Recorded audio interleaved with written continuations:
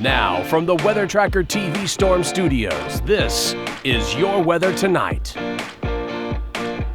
Here's Chief Meteorologist William Cole. All right, well, happy Monday evening, everyone. Hopefully your Monday afternoon went well, and it was a typically hot afternoon out there. It really fit in with the end of August for sure. Daytime highs were in the mid-90s, but it was really that feels like number, that heat index number that was approaching 100 late this afternoon. A lot of Gulf of Mexico moisture, all the recent rain. It was very humid, similar to what we experienced over the weekend, and that humidity is going to stick around, and because of that, the opportunity of some rain, some thunderstorms beginning partially tonight and into parts of tomorrow will be there as well. And we're also going to talk about a fairly unsettled pattern over the next several days. But first of all, talking about your Monday evening.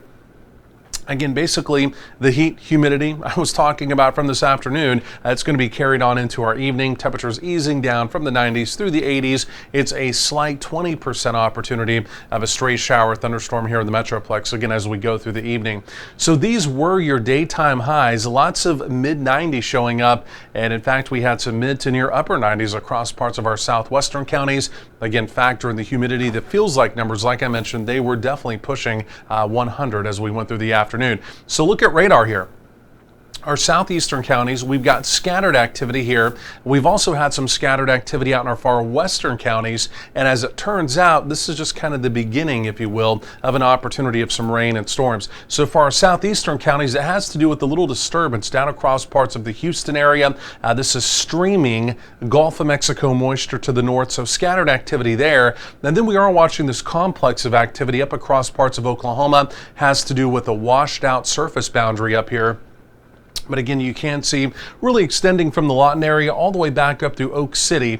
And so again, this is going to kind of snake down, at least it's going to try and snake down into parts of northwestern North Texas. And again, some of this may clip our far northwestern counties before it does begin to weaken as we get deeper into the evening. But there are rain chances, and this is really just the beginning, because even as we go through tomorrow, rain chances will linger across the area as well. And part of that has to do with, believe it or not, a big storm system. It is well to our north, but take a look at this.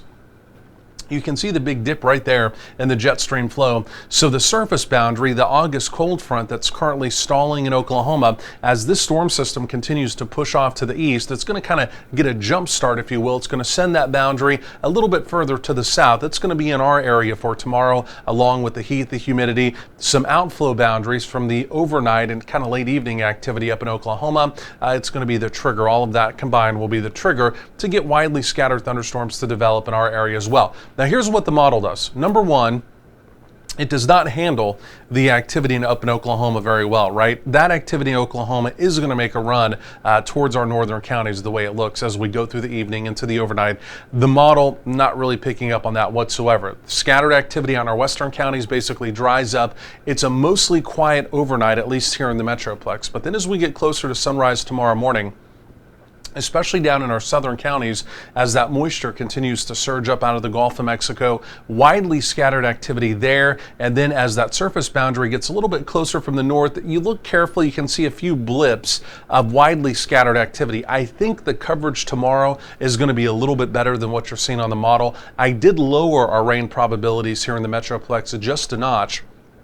And in fact, for tomorrow, as opposed to a 50% opportunity, I have a 40% opportunity. I think it's going to be pretty scattered, but there will be rain, there will be storms around the area. And again, the model, just future precipitation, just a high res look at this here. Again, you can see it is just widely scattered around the area. But some folks, again, will get a fairly decent drink of rain as we go through, well, part of the day tomorrow.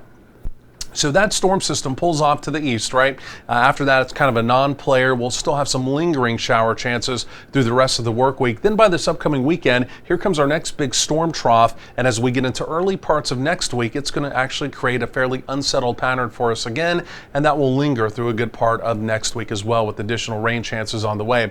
So overnight lows in the 70s. There it is. It's a 30% probability of rain or storms. We'll do highs in the lower 90s for tomorrow. It's generally speaking a 40% opportunity across the board for rain and storms. And then even as we get into Wednesday, lower 90s on the way as well. So rain chances going forward, basically best opportunity tomorrow, Tuesday. You can see we'll kind of dial down the probabilities through the rest of the week. But then as we get into next week, we'll reintroduce those rain probabilities with highs close to 90.